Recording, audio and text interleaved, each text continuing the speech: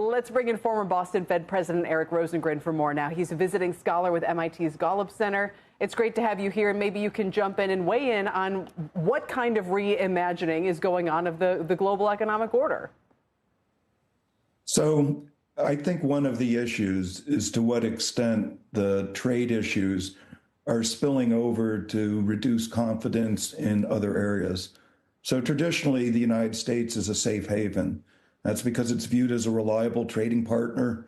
It has strong legal structure, stable monetary policy, and presumably sustainable fiscal policy.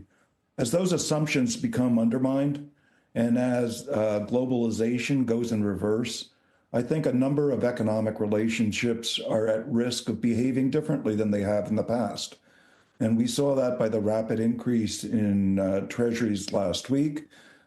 People are still trying to figure out exactly what the long run goal of the tariff policies of the United States are. Because right now, there hasn't been a consistent policy. We've heard that they want to raise taxes. That implies it's permanent. And you're in effect changing the distribution of taxes to low and moderate income by focusing on imports and reducing income taxes. The second would be to bring manufacturers to the United States. Again, that has to be permanent, otherwise there's no reason to relocate. And the third is to negotiate free trade, which implies that it's temporary. And depending on who you're talking or when you're talking to them, we get a different answer for each of those. So it's a very confusing time. It's not surprising that it's highly volatile because there's no clarity on what the end goal is.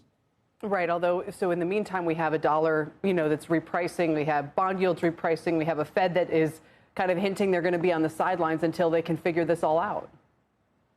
I think that's right. I mean, if things are going to be reversed quickly, there's no reason for the Fed to react. And if the problem is tariffs, then the fiscal policy authorities have the ability to change the problem. So I think it makes sense for the Federal Reserve to wait and see what the actual policy is going to be over time. We're sometimes seeing tariffs get exempted and then told it's reversed over a weekend. So it makes sense for the Federal Reserve to get a real sense of what's going on. But I would say this is a supply shock, just as your discussion on toys before. It's not just price effects, it's a supply shock because people are increasing inventory, people are trying to find alternative ways to get the same goods. All that's going to take time. Unfortunately, I think it's going to be a lot like the pandemic, that we are going to see supply shortages and price movements that seem somewhat erratic. And it's going to make it very difficult for the Fed to figure out what the underlying inflation rate is going to be and how consumers are going to react to the volatility that they're seeing in prices and how much they interpret as being permanent, how much they interpret as being temporary. Do you hear or kind of suspect that there might be something, kind of a big agreement, a bargain that comes out of all of this between the U.S. and our trading partners, whether it's on currencies, trade, or kind of across all of those fronts? We've heard references to a new Plaza Accord and things of that nature. That kind of agreement doesn't occur in 90 days. It's going to take much longer. When you start talking about tax policy and monetary policy, there may be some countries that are more amenable to doing that, but I'm sure there are going to be a variety of countries that view that as a non-starter. So I think it remains to be seen exactly which of the trading partners are willing to have an agreement that is comprehensive and how long it takes, because monetary policy changes over time. So you need an agreement that's dynamic. That's not that straightforward to do. Steve, anything you'd add before we go? I would just ask Eric.